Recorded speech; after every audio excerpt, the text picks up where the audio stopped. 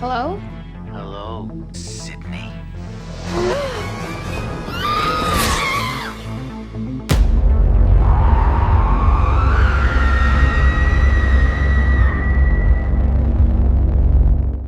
Any thoughts that you have, either as a fan or just things that you hope that you see in Scream 7 or that you hope that you don't see? Don't see, obviously. I don't want to see Sidney die. I think that goes Right? without saying, but I think we're all there. I think Nev's there. Yeah, I really don't think she would do it. I hope not. So yeah, I don't want to see that. What I really want to see is I'd love to see some really good chase scenes again. Yes. Love to see some stalking, like you said, which Ghostface is very well known for in a lot of especially the earlier movies. And I really want to see them make this, bringing the character of Stu back. However they do it, I just want it to work. Whether he's alive, whether he's dead and it's AI, whatever it is, I just want it to work. I want them to execute it in a way that works for me and for all fans. But again, like you said, no matter what they do, someone's not going to like it. That's right. Someone will say, this is the worst Scream film I have ever seen. The franchise is dead. Yep. you know you're gonna hear it. And again, everyone is entitled to their opinions, and who knows, maybe this thing won't work. But I will say this: they've got all the elements they need to have it work. Yeah. The question is, what is that story going to be? Mm-hmm. Whatever it was something that Nev liked. Right. Because that was the thing she kept saying. She kept saying, I wanted to know the why. Why is Sidney coming back? And Kevin told her what the story was going to be, and she basically said, now I understand. This is why. And so, again, I think sometimes it's tough for us, even as big fans, to look at it in two ways, because it is a business. It is about a job, and there's money involved. So I'm sure there's some people that might feel as though, well, yeah, she's gonna say that to almost anything if she's getting a good check, the money that she wants versus what they were going to offer her for 6.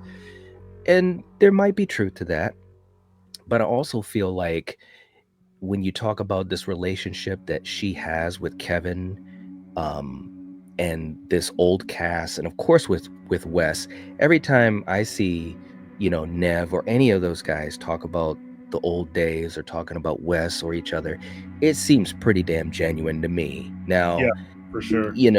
Again, I'm just a silly fan, but it does seem like it's genuine, and they do understand what it's done for their career.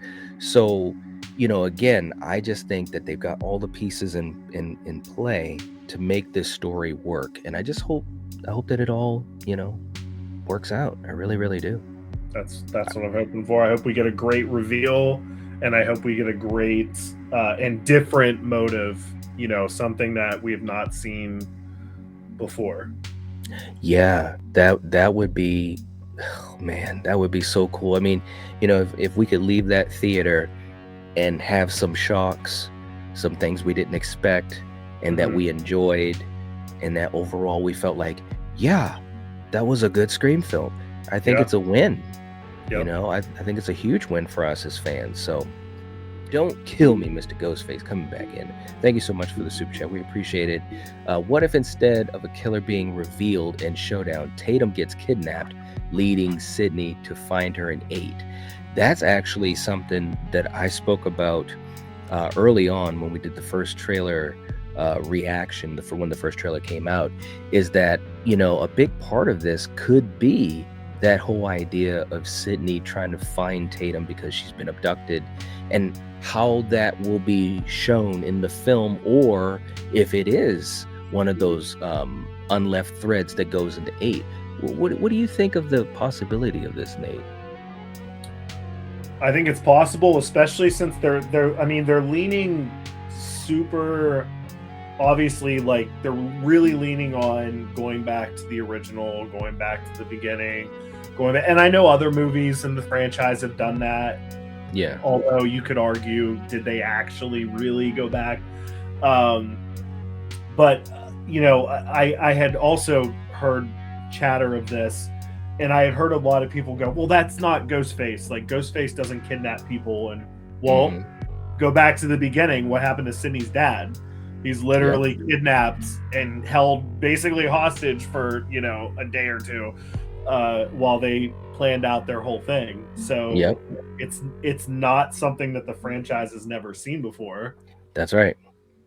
It's true. I mean, and not only that, but here's the thing to me that I think is important to remember, for this franchise, is that we really have to start thinking about where we're going for the future.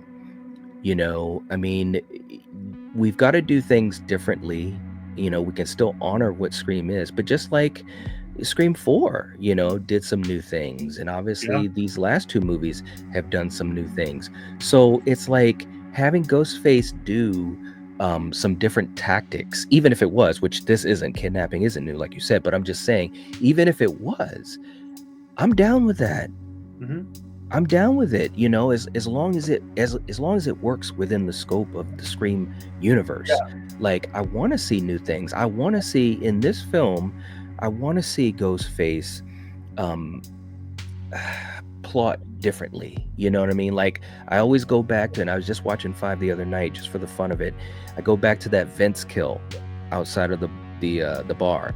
Yep. There was some cool stuff in it, and I love Kyle Gallner, totally underused. But Ghostface comes from behind him and boop, and that's it. Now, some people might say, well, it was abrupt, and that kind of gotcha, and there was some decent camera work, but it would be cool to see Ghostface stalk the prey a little bit. It would be cool to see the type of things we've seen in the movies previous, like, for instance, that confrontation with Roman and Sidney. Like, that was amazing.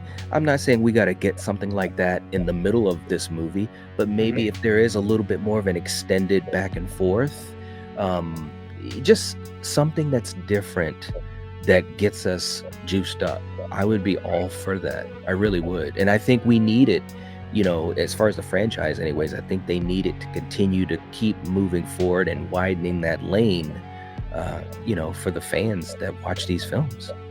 Yeah, for sure. I mean, and like we've said before, I'm down for it as long as it is done right and it makes sense and it works, which so far, again, like you and I have said, we can pick apart the sequels here and there, little things in all of them that are like, I wish I didn't do that. Nothing in the series has ever happened in these movies, in my opinion, that has been like a deal breaker. That's like, you look back on and you go like, man, that's it. Like, they did that ruined the whole movie.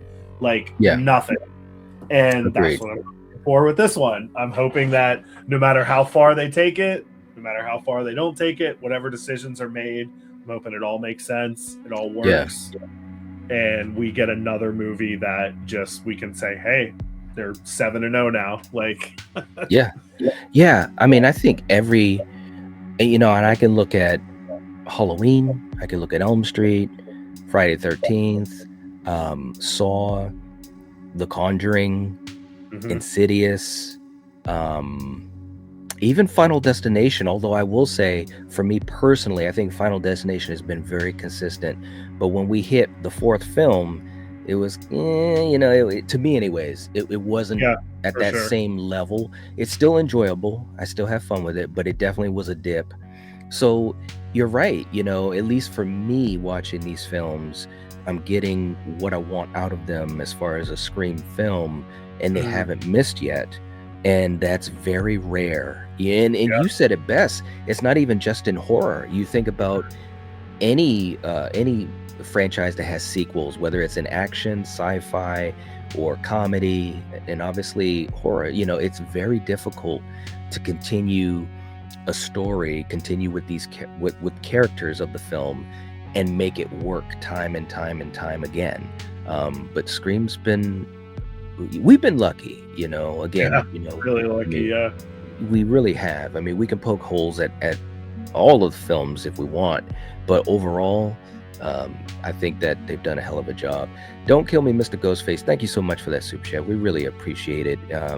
You're awesome. You really, really are. Listen now on Spotify, Apple Podcast, Amazon, Pandora, and wherever you get your podcast. Add the Scream at Night podcast to your podcast playlist right now, where horror never sleeps.